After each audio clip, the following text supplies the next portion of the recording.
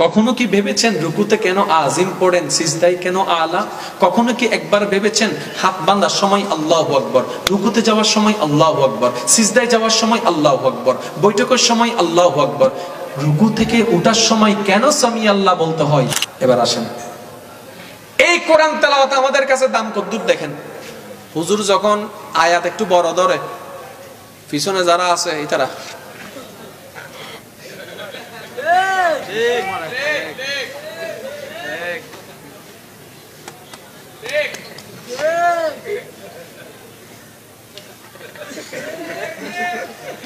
হুজুর নামাজ যাতে শেষ করছি, হুজুর এখন হুজুর টাকা হন। আমি আমার অবস্থা বলি না, আমি আমাদের অবস্থা বলেছি। তাহলে কোরআন পড়া মানে আল্লাহর সাথে কথা বলা, সেটার কোনো মূল্যায়ন আমাদের কাছে কেন জানেন? কোরআনকে আমরা জেনেছি, বুঝি নাই। এবার আসেন যুব সমাজ ভাইরা, নবী রাহমাতুল্লিল আলামিন বলছেন, হে আমার উম্মত, তোমরা যখন নামাজে সিজদায় যাও তোমাদের কপালটা জমিনে লাগে না, রবের দরবারে গিয়ে লাগে। আচ্ছা আপনার বিবেকে বলেন তো, এর চেয়ে দামি আর কোন জায়গা হতে পারে? এর চেয়ে দামি কোন মর্যাদা হতে পারে? কিন্তু আফসোস আমাদের জন্য, সেই দামি সিজদার মধ্যে যখন ইমাম যায়, 3 তাসবিহকে যখন একটু লম্বা সময় নিয়ে প্রেম নিয়ে পড়ে, পিছন থেকে মিস কল আসে, তার মানে হুজুর আমারটা শেষ হয়েছে, আপনারটা শেষ হইলে কমতিটা কোথায়?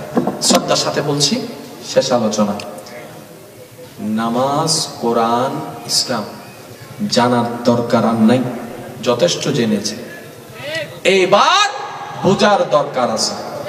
আরেকটু জোরে বলেন, কিসের দরকার?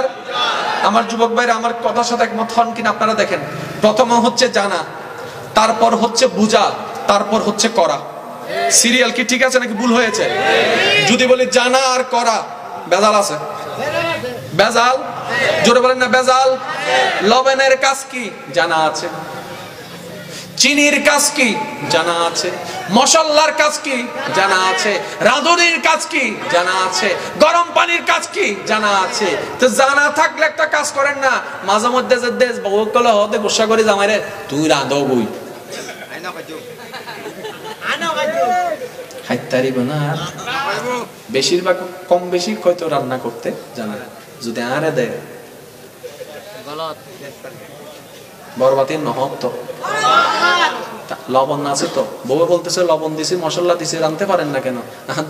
বউ জানি হন্নান কি হদ্দুরি বুঝির। তাহলে একটা জিনিস জানা, একটা জিনিস বুঝা, আর একটা জিনিস করা। কয়টা জিনিস বলেছি ভাইরা? যত জামিলা জানার মধ্যে, বুঝার মধ্যে কোন জামিলা। এবার যদি আপনি আমাকে হঠাৎ করে এখানে বসাই দেন, কোনটা ভলিউম, কোনটা ইফেক্ট, কোনটা ইকো, কোনটা রিভার্ব, কোনটা বেস, কোনটা হাম, আমাকে সব কিছু জানাই দিলেন, এবার আমি চালাতে পারবো না কেন? বুঝছি না তো, কতটুক দিব, কতটুক ছাড়বো, কত ভোল্টেজে কতটুক, এই জিনিসটা বুঝতে পারলে জিনিসটা পারফেক্ট হয়। এবার আমি প্রশ্ন করবো, আপনার উত্তর দিবেন। নামাজ অবস্থায় কেউ যদি হাত ছেড়ে দেয় নামাজ থাকবে? আমি সবার মুখ থেকে শুনতে চাই। নামাজ অবস্থায় কেউ যদি নামাজে হাত ছেড়ে দেয় নামাজ থাকবে? নামাজ অবস্থায় কেউ যদি হাত খুলে ফেলে নামাজ থাকবে? সবাই একমত আছেন তো?